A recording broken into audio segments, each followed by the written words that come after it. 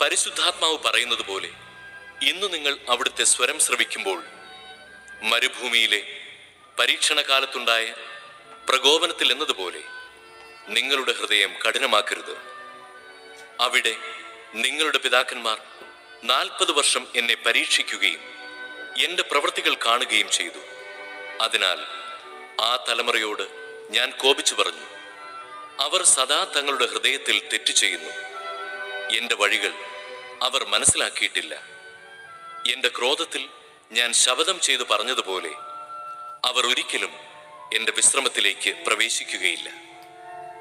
എൻ്റെ സഹോദരരെ, ജീവിക്കുന്ന ദൈവത്തിൽ നിന്ന് നിങ്ങളിൽ ആരും വിശ്വാസരഹിതമായ ദുഷ്ടഹൃദയം മൂലം അകന്നു പോകാതിരിക്കാൻ ശ്രദ്ധിക്കുവിൻ.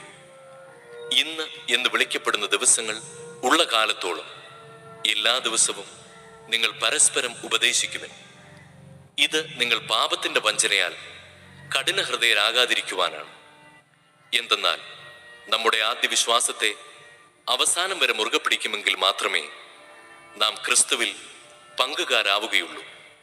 ഇപ്രകാരം പറയപ്പെട്ടിരിക്കുന്നു, ഇന്ന് നിങ്ങൾ അവന്റെ സ്വരം ശ്രവിക്കുമ്പോൾ എതിർപ്പിന്റെ കാലത്തെന്നതുപോലെ നിങ്ങളുടെ ഹൃദയം കഠിനമാക്കരുത്. ദൈവത്തിന്റെ സ്വരം ശ്രവിച്ചിട്ടും ചിലരെല്ലാം എതിർപ്പ് കാണിച്ചില്ലേ? മോശയുടെ നേതൃത്വത്തിൽ ഈജിപ്തിൽ നിന്ന് പുറത്തു വന്നവരല്ലേ അവർ? അവരുമായല്ലേ അവൻ 40 വത്സരം മല്ലടിച്ചത്? അവരുടെ ശരീരങ്ങളല്ലേ പാപം മൂലം മരുഭൂമിയിൽ നിബദിച്ചത്? അനുസരണക്കേട് കാണിച്ചവരോടല്ലേ ഒരിക്കലും തന്റെ വിശ്രമത്തിലേക്ക് പ്രവേശിക്കുകയില്ലെന്ന് അവിടുന്ന് ആണയിട്ട് പറഞ്ഞത്? അങ്ങനെ അവിശ്വാസ നിമിത്തമാണ് അവർക്ക് പ്രവേശിക്കാൻ സാധിക്കാതെ വന്നതെന്ന് നാം കാണുന്നു. ഫരിസേയരും സദുക്കായരും യേശുവിനെ പരീക്ഷിക്കാൻ വന്നു.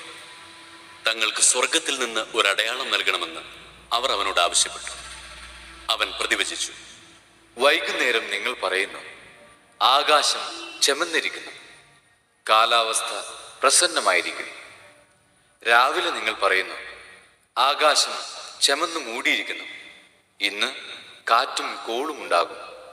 ആകാശത്തിൻ്റെ ഭാവഭേദങ്ങൾ തിരിച്ചറിയാൻ നിങ്ങൾക്ക് കഴിയുന്നു.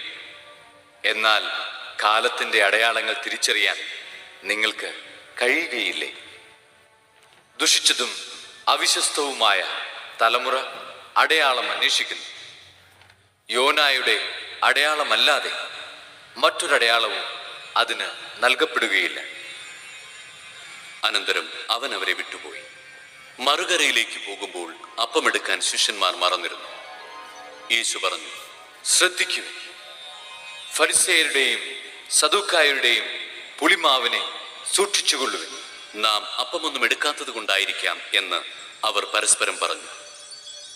യേശു ഇതറിഞ്ഞ് അവരോട് ചോദിച്ചു, അല്പവിശ്വാസികളെ, അപ്പം ഇല്ലാത്തതിനെ പറ്റി നിങ്ങൾ പരസ്പരം സംസാരിക്കുന്നതെന്തിന്? നിങ്ങൾ ഗ്രഹിക്കുന്നില്ലയോ? 5000 പേരുടെ 5 അപ്പം നിങ്ങൾ ഓർമ്മിക്കുന്നില്ലേ? എത്ര കുട്ട അപ്പക്കഷണങ്ങൾ നിങ്ങൾ ശേഖരിച്ചു? 4000 പേരുടെ 7 അപ്പവും നിങ്ങൾ ഓർമ്മിക്കുന്നില്ലേ? അന്ന് എത്ര കുട്ടകളാണ് നിങ്ങൾ നിറച്ചത്? ഞാൻ അപ്പത്തെ പറ്റിയല്ല സംസാരിച്ചതെന്ന് നിങ്ങൾ മനസ്സിലാക്കാത്തത് എന്തുകൊണ്ട്? ഫരിസേയരുടെയും സദൂക്കായരുടെയും പുളിമാവിനെ സൂക്ഷിച്ചുകൊള്ളുവിൻ.